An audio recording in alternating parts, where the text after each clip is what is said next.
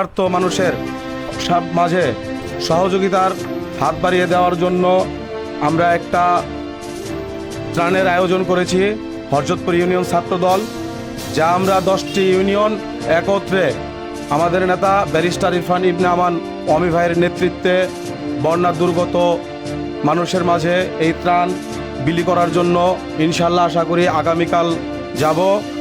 আপনারা জানেন এই স্বৈরাচার সরকার পতনের পর বাংলাদেশ জাতীয়তাবাদী দল বিএনপি 16 বছর স্বৈরাচার সরকারের মাধ্যমে দমন নিপীড়ন, বিভিন্ন ধরনের কষ্ট জর্জরিত মানবেতর জীবনযাপন, হামলা মামলা খাওয়ার পরও পতনের পর বাংলাদেশ জাতীয়তাবাদী দল বিএনপি কারো ওপর কোনো হামলা মামলা, কোনো সংঘর্ষে জড়ায়নি।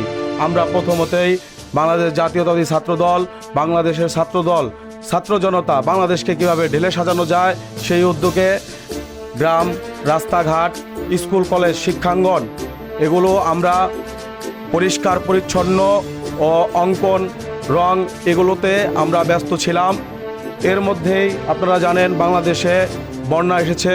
এই বন্যার্ত মানুষের মাঝে বন্যার কষ্ট দুর্দশা সঙ্গে সঙ্গে আমরা ব্যারিস্টার ইরফান ইবনে আমান অমি ভাইয়ের নেতৃত্বে তাদের পাশে দাঁড়ানোর জন্য আমরা এই ত্রাণের আয়োজন করেছি। আমাদের এই ত্রাণের মধ্যে যেগুলো আছে, আর বানবাসী যখন বন্যার্ত মানুষের মাঝে মানুষ সহযোগিতার হাত বাড়ায় তার মধ্যে যে উপকরণগুলো বিশেষ করে বেশি প্রয়োজন আমরা সেটার দিকে প্রাধান্য দিয়ে আমাদের এই ত্রাণের মাঝে আপনার মুড়ি, চিরা, গুড়, তারপর আপনার মোমবাতি, বিশুদ্ধকরণ ট্যাবলেট, স্যালাইন, তারপরে নাপা ট্যাবলেট, এরপরে আছে মোমবাতি, লাইটার, আর তারপরে পানি, বিশুদ্ধ পানি এবং সর্বশেষ বাচ্চাদের জন্য লিকুইড দুধ ও আমাদের বিস্কিট আছে। আমরা ইনশাল্লাহ আগামীকাল 3টি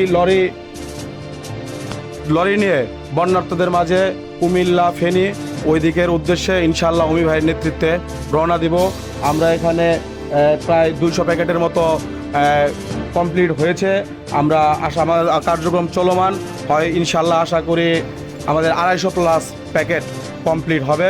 এই প্যাকেট কমপ্লিট হওয়ার পর আমরা প্যাকেটে আবার একটা স্টিকার বসাবো, যার মাধ্যমে আমাদের পরিপূর্ণ কার্যক্রম শেষ হবে। সবাইকে ধন্যবাদ। বাংলাদেশ জাতীয়তাবাদী দল জিন্দাবাদ। শহীদ প্রেসিডেন্ট অমর হোক। দেশনেত্রী বেগম খালেদা জিয়া জিন্দাবাদ। জননেতা জাতীয় বীর আলহাজ আমানুল্লাহ আমান জিন্দাবাদ। আমার নেতা তারুণ্যের অহংকার ব্যারিস্টার ইরফান ইবনে আমান অমি ভাই জিন্দাবাদ। হযরতপুর ইউনিয়ন ছাত্র জিন্দাবাদ। সবাইকে আসসালামু আলাইকুম।